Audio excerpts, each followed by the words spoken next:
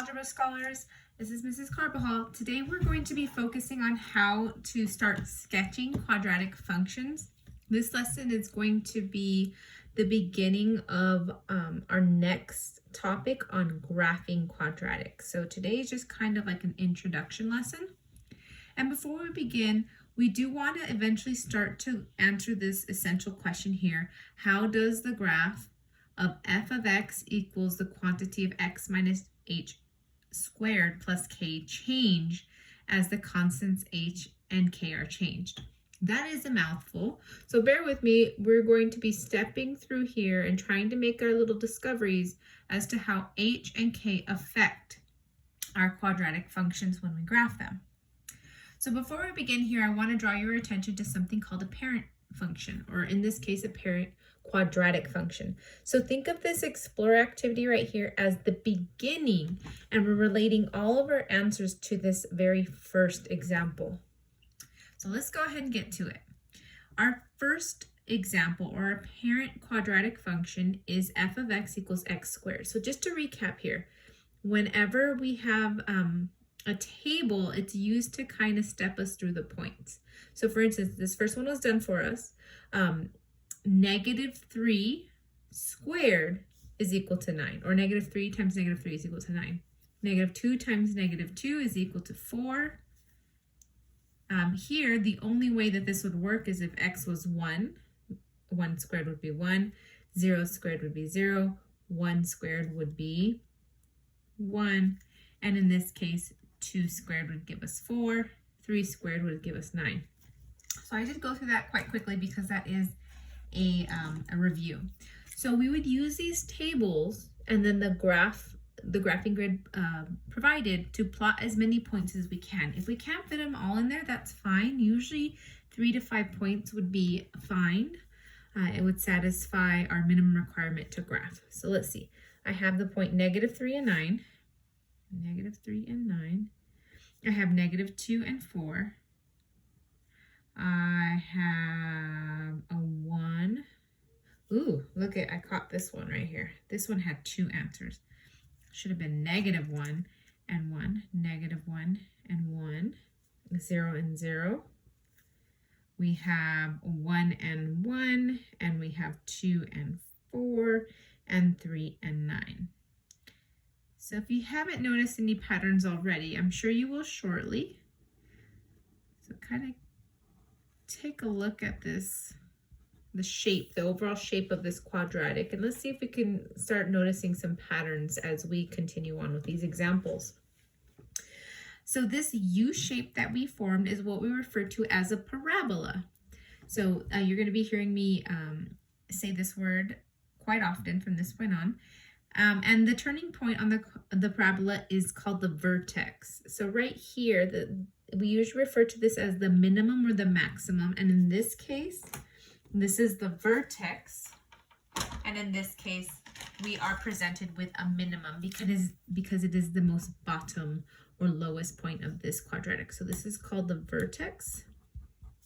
And this is something that we will get into more in detail next week.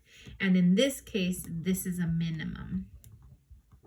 Okay, so some of the key things that we need to talk about are the domain, the range, the y-intercept, as well as the vertex, and something that we call the axis of symmetry, or the line of symmetry. So we're going to try to capture as many of these points as possible.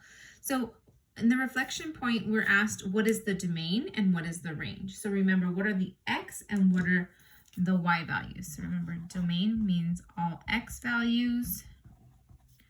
So I'm going to get that ready, domain. And then the range, of course, means all y values. That's the same for linear or quadratic functions.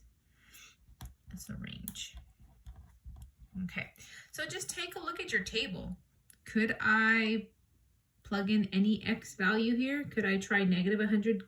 Could I try 100? And the answer is yes. In this case, most of these quadratics have all real values for x. So we could say that x is all real values, Or remember, another way we could write this is x is between positive and negative infinity. Okay? And then in this case, take a look at your range values. So all the y values, we can see that it goes up to 10, maybe 11, maybe 12. It definitely looks like this quadratic is moving upwards and is moving towards positive infinity, but is there a boundary? Is there a stopping point? And we see yes, right here the vertex tells us that maximum or minimum point. So it looks like in this case, the lowest we can go is y at 0, and it can't go past that point. So we know that 0 or y has to be greater than or equal to that y value.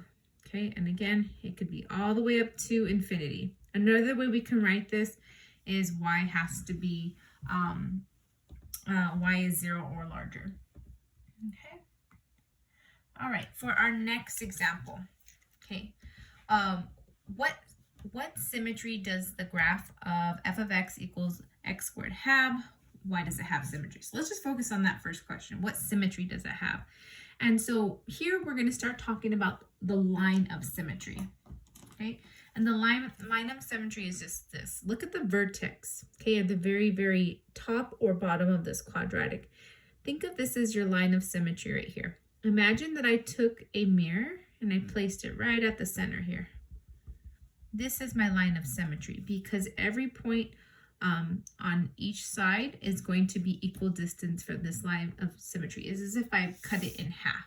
Okay, and so this line of symmetry, I'm going to go ahead and write here, line of symmetry, and make sure I don't misspell that. This would be a vertical line, and it is hitting or intersecting x at 0. So this line of symmetry is x equals 0. In fact, most of our line of symmetries are going to start with an x equals. Okay, so let's see. We got most of our important points here. We know the domain, we know the range, we know the vertex in this case, and the vertex in this case, I should also state, is 0, 0, again, in this problem. And we have our line of symmetry hitting right there at the middle at x equals 0.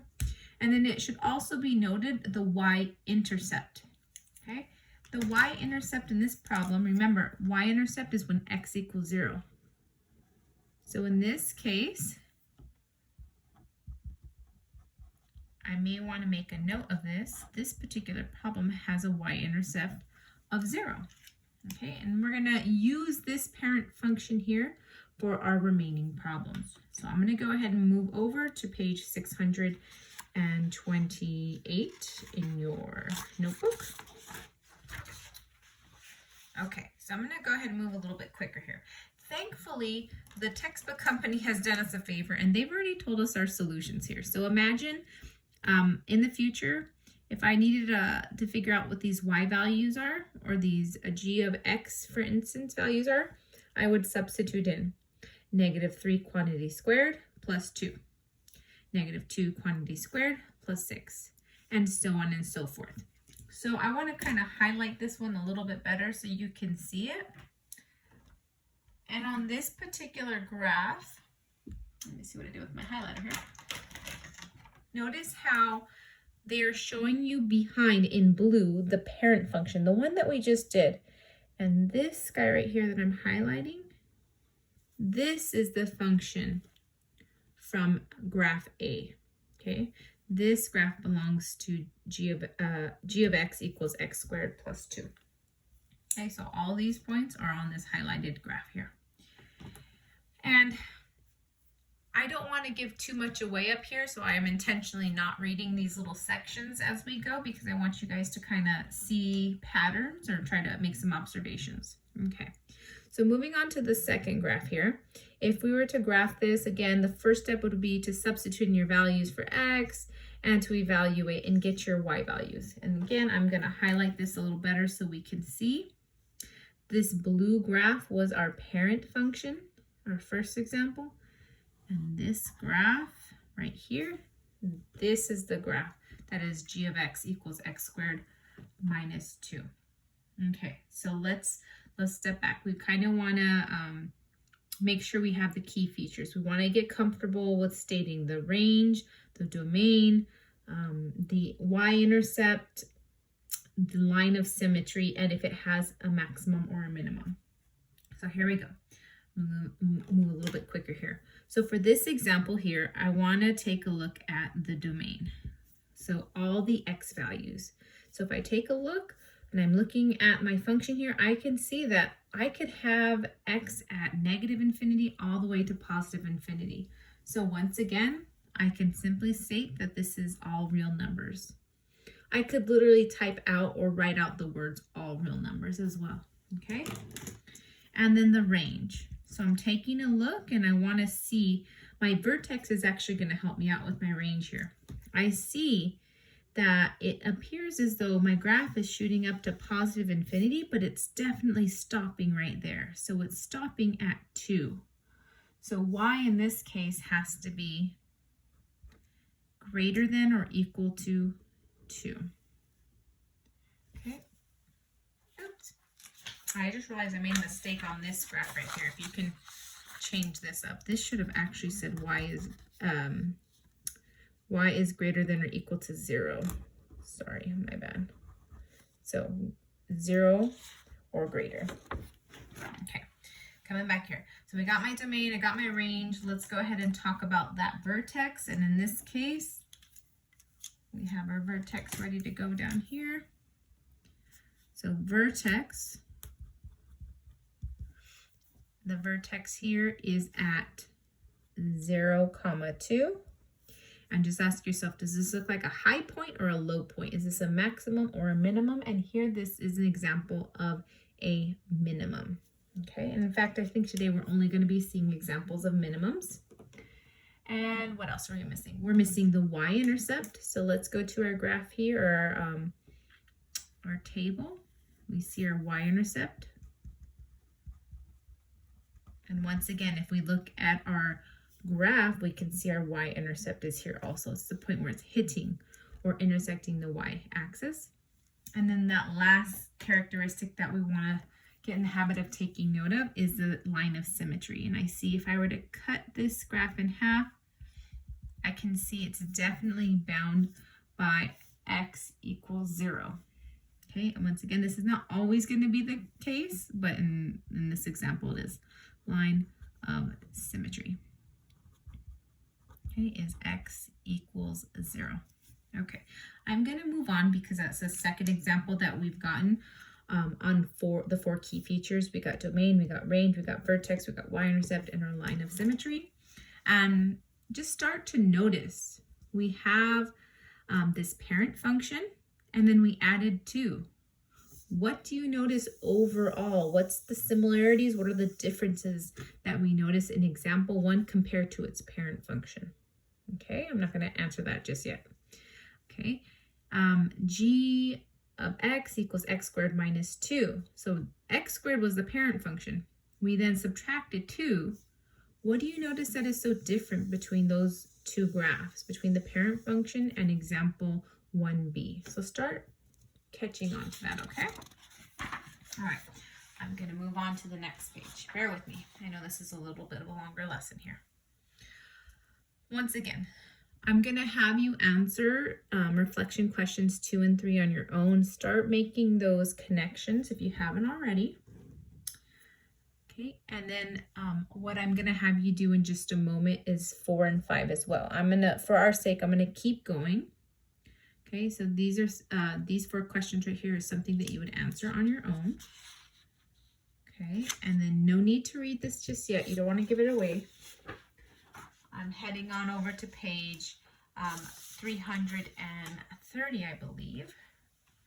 Yep. Okay, and then we're going to do these 2 examples here. Once again, the textbook was very kind to us. They've already done our evaluations for us. So the focus here is, can we figure out those 5 key features? And if we can, this is going to help us out for next week's lesson here. Okay. So we have now the quantity of x minus 1 squared. So there's something going on inside this parentheses now. Okay. we've taken -3, we've subtracted 1 from it, so that gives us -4. You square -4 times -4, we get 16.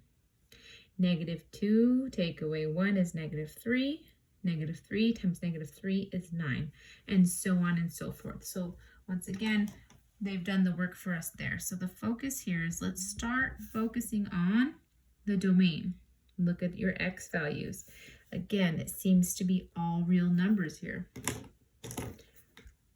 Range. Okay, well, let's see. What's the lowest point of this graph? The lowest this graph will ever go is 0. Imagine there's a stopping point right here. So once again, y has to be greater than or equal to 0. Oops, 0 as the range. Let's take a look next at our y-intercept. Again, when x is equal to 0, I can label that in my table, or I can notice it here on my graph as well. Oops, I forgot to go back and highlight which of these is example 2a. Okay. Once again, oops, my bad. This was my y-intercept in this particular problem.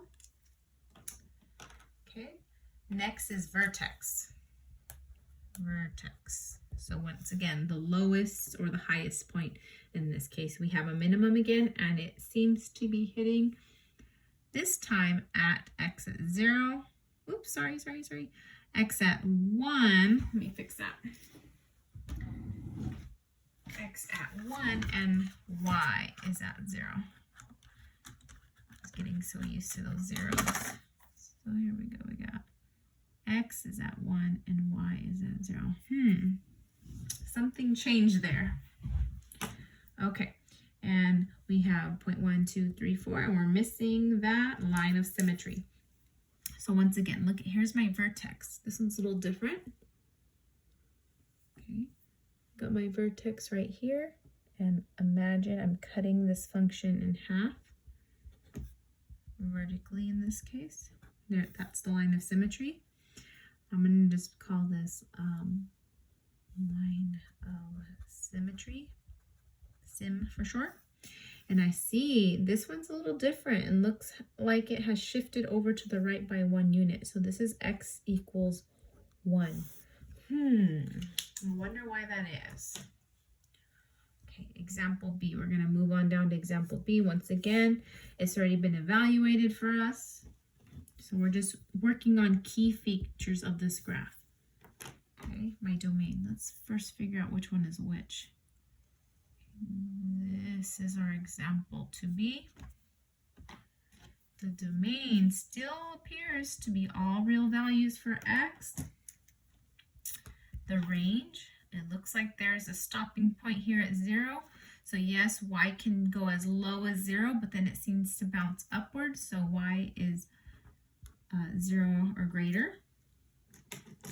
We got our y-intercept over here at 1. Again, y-intercept is hitting right here on the y-axis. We have our vertex, or our lowest, our minimum point right here. Vertex right now is seeming to hit over at -1, 0. And line of symmetry, once again, it's as though we've cut this function in half. I'm going to call it, now I'm just getting lazy here, LOS, line of symmetry. And in this case, it's hitting at x equals -1. So we're trying to notice those patterns that are happening with each of these problems. Okay. And what I'd like you to go ahead and do is, on your own, go ahead and answer those reflection questions 6 and 7. So can you find those connections? We had the quantity of x, but we took 1 away and then squared it. What's the connection between what we're given versus what we're graphing? And then same with example 2b, we had the quantity of x, but we added 1 and then squared that quantity. And what's the connection between this function now and with what we're seeing here on the graphing grid? Okay. And bear with me. I'm going to have you do example 8 and 9 on your turn on your own. And again, I'm going to list this in the task so you'll remember here. And this is going to be our last example that we do together. Example 3. So after all those connections you've made, or if you haven't made any connections, please feel free to even pause the video here and just kind of make sense of the problems we've just done. In example 3, now we're given the task of, here's the graph. Let's see if we can come up with the answer. Let's see if we can come up with the original function, so the equation. So let's give it a go. We know that original parent function made a U shape and it hit right there at the origin and it came back up. So we remember what that one looks like. So let's see. We see that the vertex is hitting over here now at 3, 2. Okay. And here there's this function, this equation, if you will, that is going to show us maybe like a little cheat code from this point forward. So if you take a look at those first two, the problem example 2 and 3 that we did, we had a k value. We added something at the end. And what did that do to the graph? Think of what happened to the graphs over here when we added 2 or took 2 away. Okay, we call those the k values. Okay. The last two problems we just saw, the last two examples we just did, example 2a and 2b, these are called h values. So the -1 and the +1, those did something. Those made some kind of shift. So let's see. It seems as though this graph has gone up 2 units. Okay, so first of all, we know that this function is going to look like f of x equals, we know it's going to be the quantity of x plus or minus something squared, and then there's going to be a k value. Okay, since our graph went up, since it was translated up by 2 units, then that means that we have added positive 2 units to our k value.